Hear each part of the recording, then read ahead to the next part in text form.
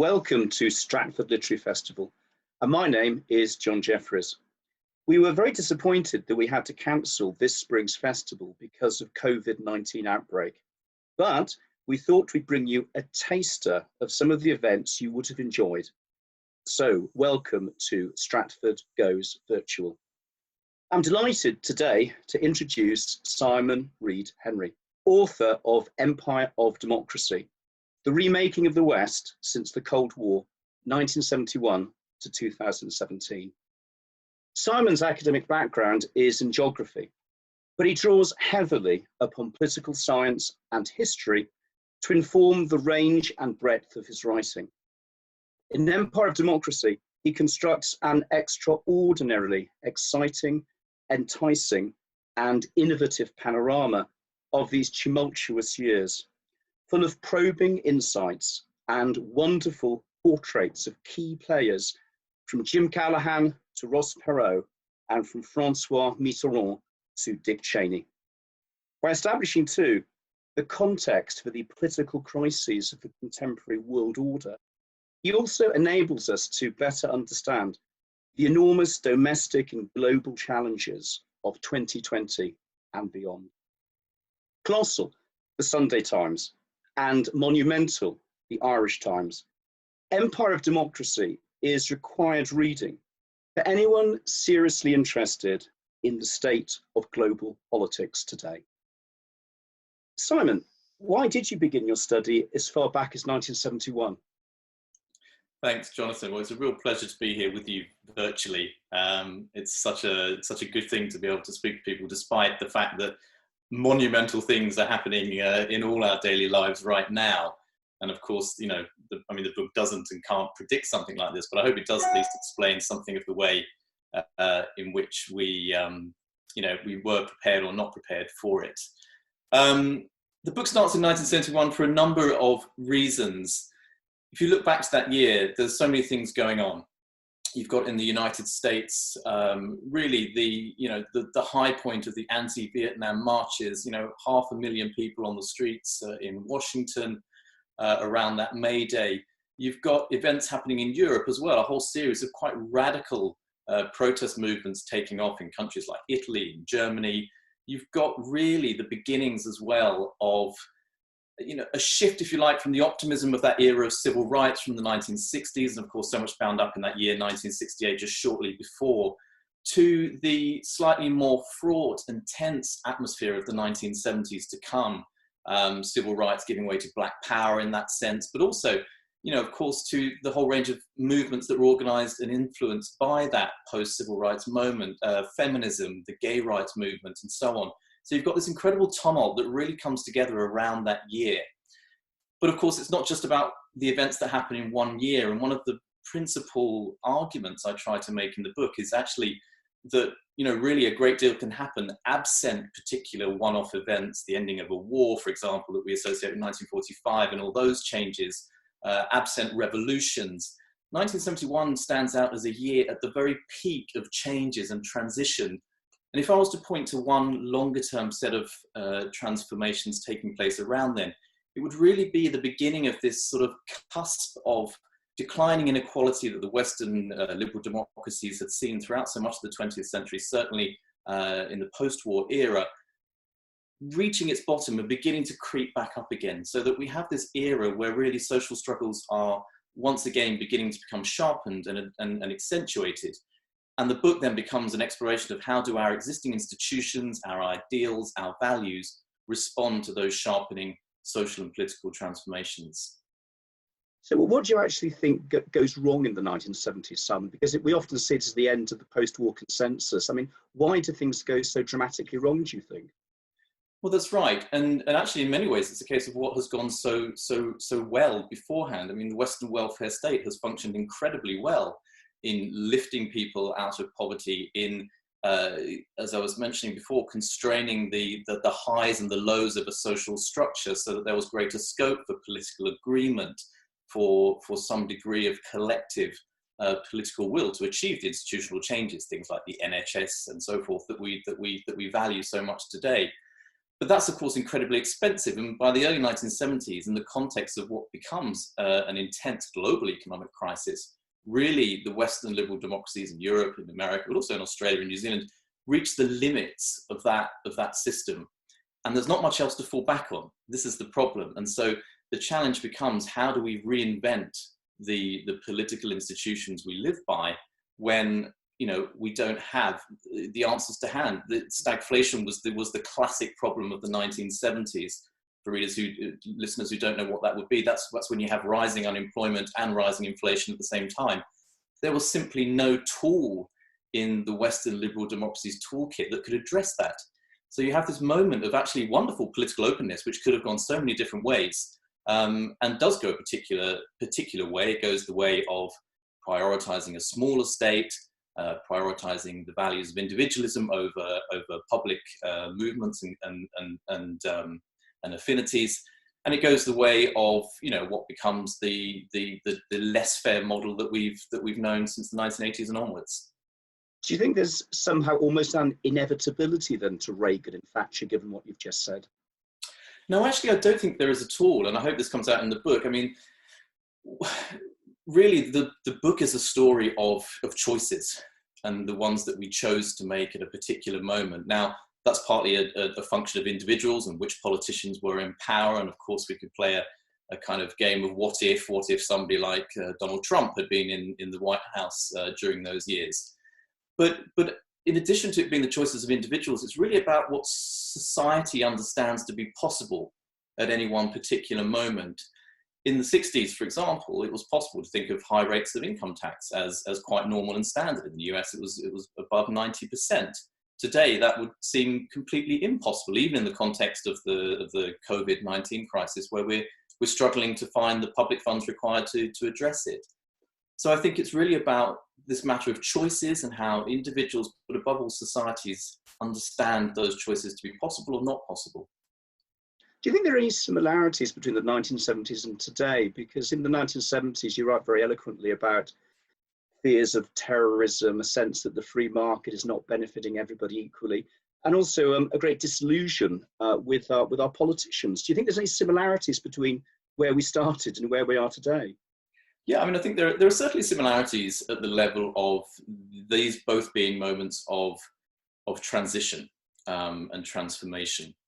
And you could put the 1930s in there too.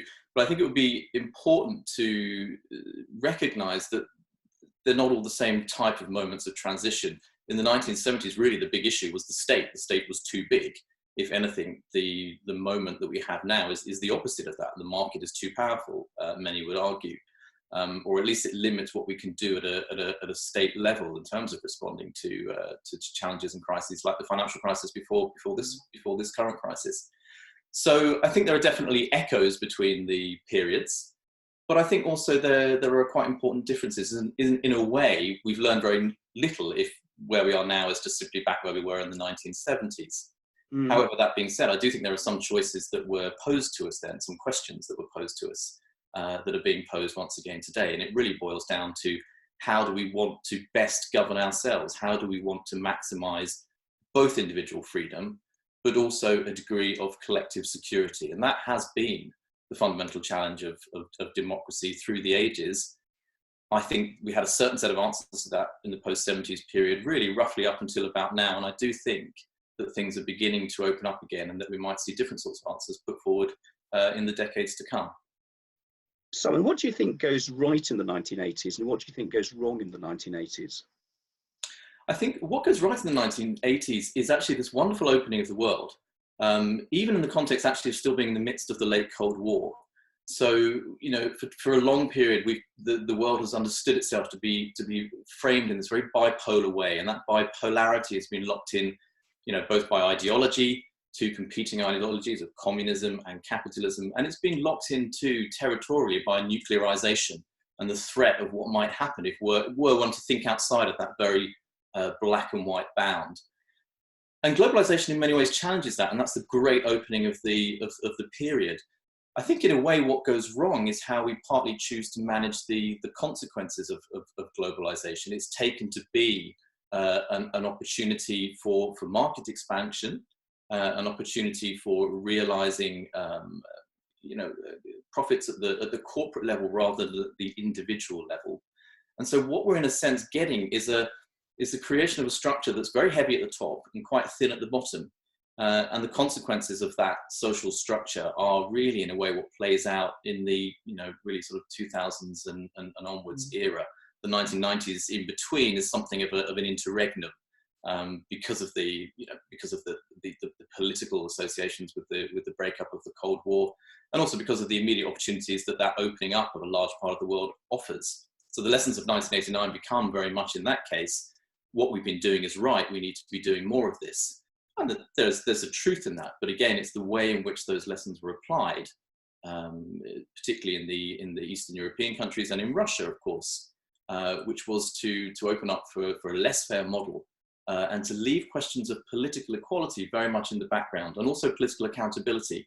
And what's become of first Yeltsin's, but then Putin's Russia since then, I think in many ways underscores that point. One of the pleasures I thought of the book, Sam, is you pick up on moments in history which I perhaps hadn't realised the significance of. And I just feel that we often look back on the 1990s quite nostalgically as that great kind of liberal moment when history is moving forward, and as Fukuyama says, it's the end of history. But you also pick up, I thought very interestingly, on the Los Angeles riots and Ross Perot's extraordinary challenge for the presidency in 1992, when he gets, I think it's an independent 19% of the vote, which even then seems to be a reaction against globalization. There's a darkness about the early 1990s, which I think is sometimes overlooked. I mean, do you think that's right? Do you think that concerns about globalization begin a lot earlier than we sometimes think? Yes, I do. And I think, you point to Ross Perot, and I think that whole element of the third presidential candidate, of course, Perot is one, I think is actually really key, because it points us to the fact that there are constituencies that do not feel themselves to be particularly well represented in that era. Now, that might be because they have in many ways been undermined, their position has been undermined by globalization. So NAFTA, for example, which was one of the big issues around that time, the North American Free Trade Agreement between the United States, Mexico and Canada, was very much one of the symbols of that whole issue of jobs leaving America, leaving the American working class and going to other parts of the world. And I think, the phrase at the time was this giant sucking sound of jobs being removed from America. And for other reasons too, that particular group of individuals, that socioeconomic group, were coming to terms with migration, with the consequences of it, and we're often living, alongside it. And that was what the Los Angeles riots were in very many ways about.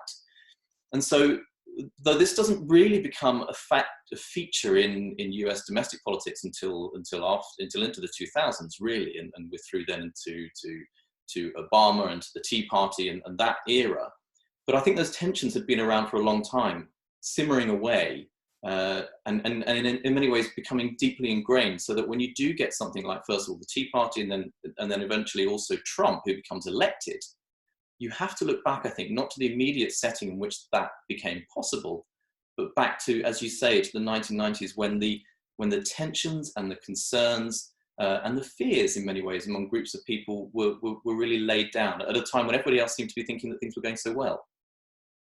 Do you think there was a complacency amongst politicians in the 1990s? Because one of the things you look at in the book is the expansion of the European Union. And it does seem as though there is a sense that the future is on the side of liberalism in the 1990s. Do you think politicians should have seen those warning signs earlier?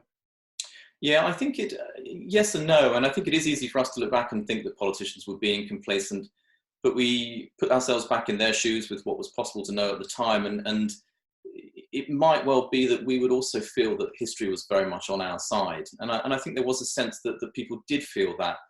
There were a whole new ways opening up of how you could organize society in ways that seemed to avoid so many of the costs that had really troubled us during the 20th centuries. It did seem as if you could have your cake and eat it for a period of time.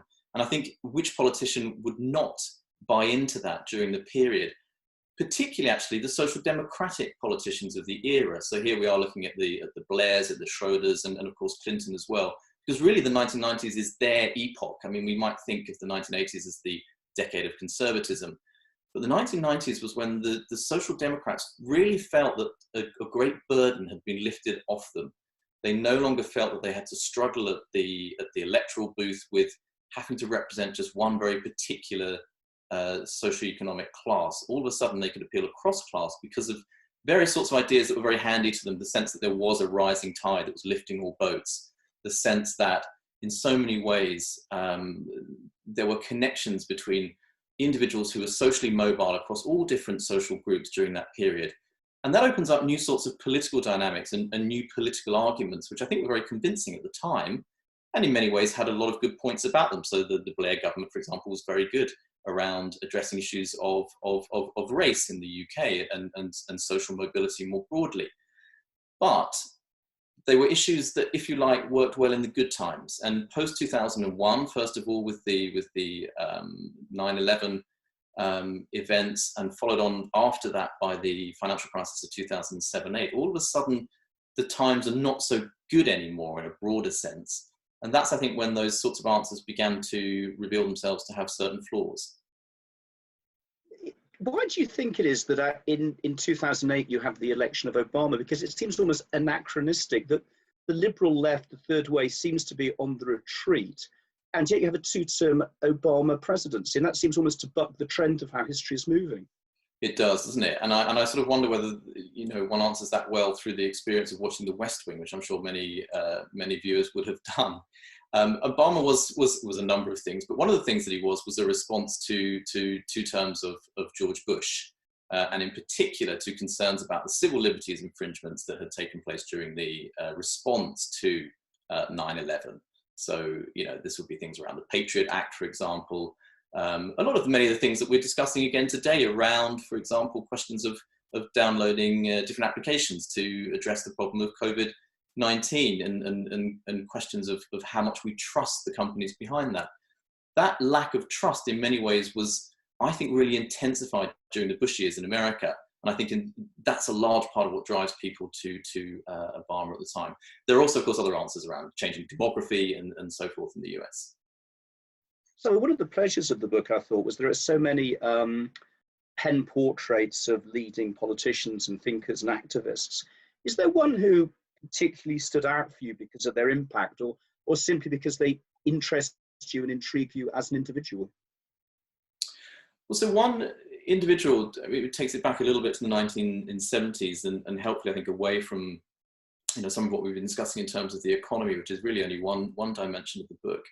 And that would be Aldo Moro in Italy. You know, the chairman of the Christian Democratic Party, who first of all was assassinated in 1978. But his assassination really throws a light onto a moment of possibility in Italy at the time.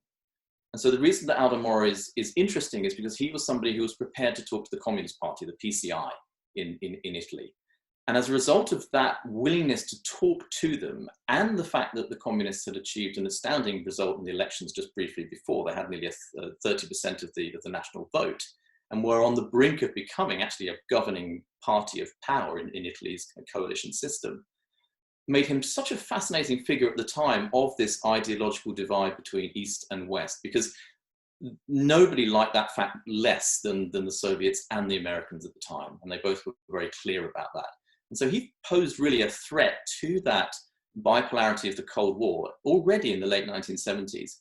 And so for my money, in many ways represents this sort of early beginning of transition out of the Cold War structure into the post-Cold War era as we've lived it. And, you know, his story was interesting to me, both on the level of the tragedy that involved. His body was found several weeks later in the boot of a Renault in a back street in Italy. But not least as well because of really what he represented at the time and about this issue of political possibilities that are closed down for various sorts of reasons. And I think one of the sort of ongoing speculations throughout the book really is how certain futures become possible at certain moments, but likewise are often closed down for a variety of sometimes quite mundane or often quite predictable reasons. And I think that's really, really interesting for us to learn the lessons of as we go forward and think about how we respond to the difficulties of our own time. Simon, there's a very sort of powerful sentence towards the end of the book, which I just wanted to quote. You say towards the end of the book, we genuinely don't know which way to turn between national institutions that have been hollowed out and international ones that have not yet been built. I guess in the context of that sentence, how optimistic are you about the future? I think probably more optimistic than the sentence perhaps would give a sense of.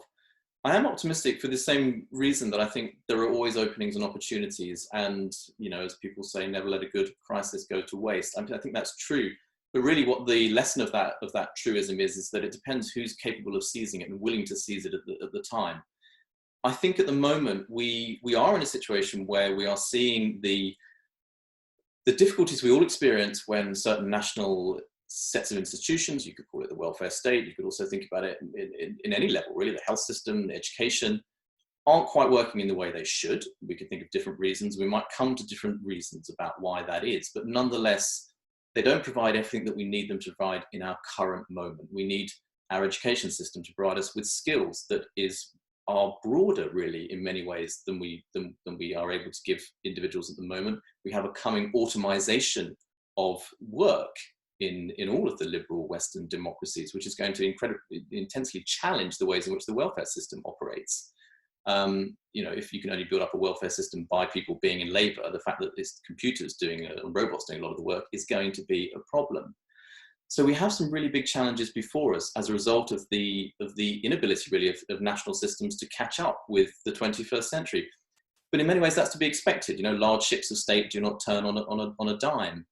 What I think the potential lies now is in somebody seizing the international sphere as a domain in which we can begin to resolve some of these problems. I mean, just look right now at how the response to the pandemic has been so profoundly national in its terms. We compare national death rates or infection rates with others. We look to Italy and we see that as one of the countries that's 2 or 3 weeks in the future and try to learn the national lessons of that.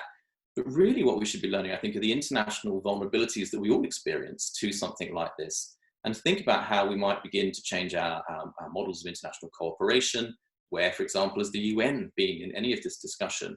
And also our models of financing the international level, because, you know, it is one of the lessons of the book that unless you're prepared to put money behind certain sorts of things, those things don't really flourish in the world. So how can we change the way in which we finance the international level? Europe is one example here, actually, where countries are prepared to give up some of their fiscal sovereignty in order to secure a certain level of collective gain from what the European project can deliver, be it roads in Greece or be it even, you know, funding for regional development in the west of England.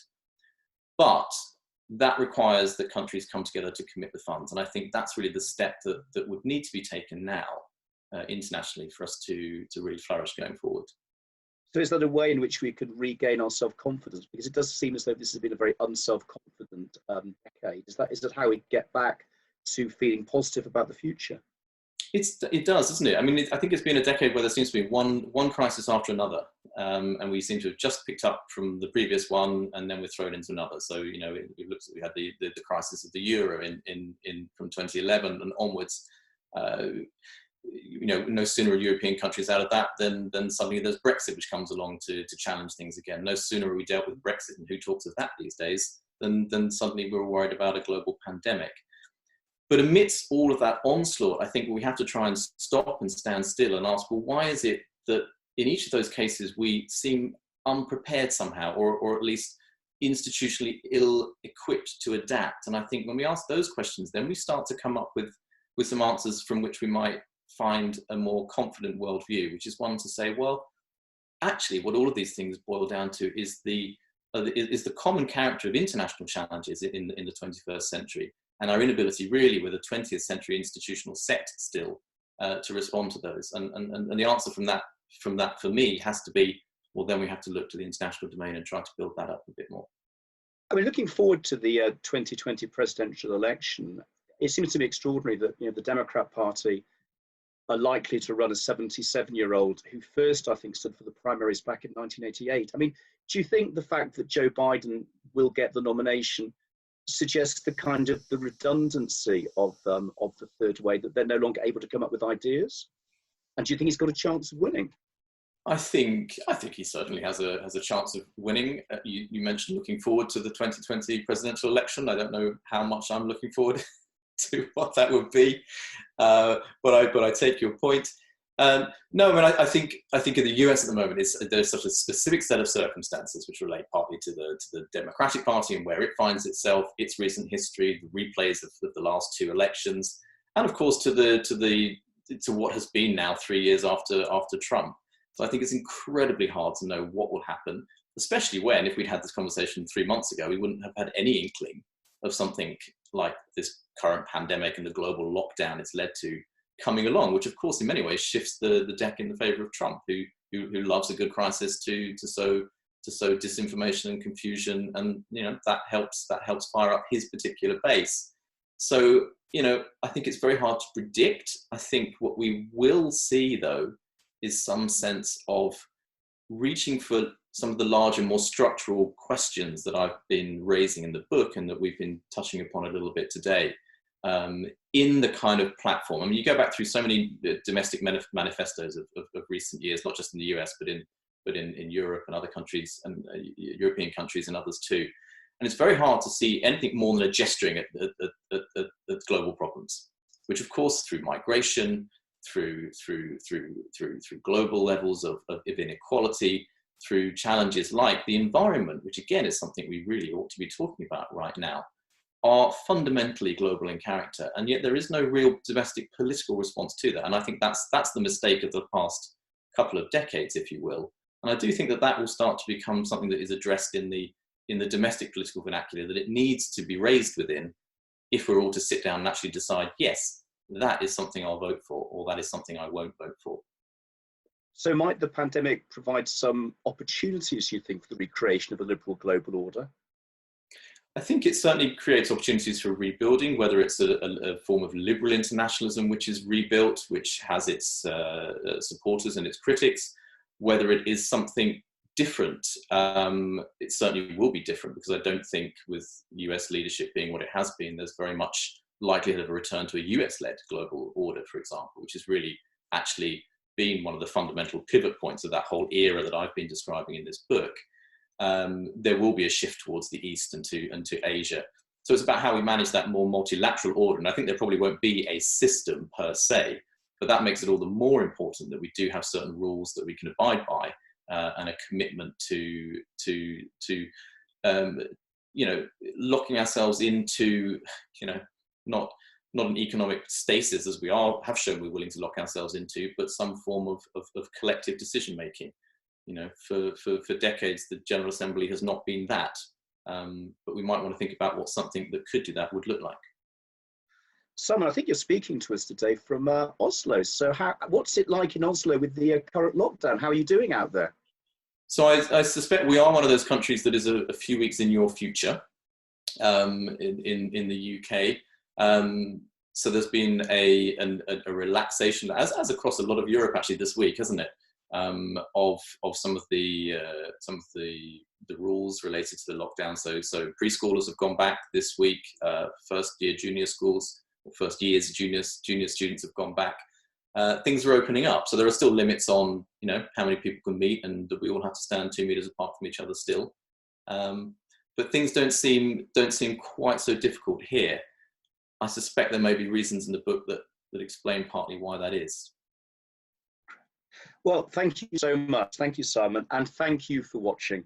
There's a link on the festival's Goes virtual page for ordering Simon's book, and other interviews are also available on that page. See you all at our winter festival in November, and stay safe. Thank you.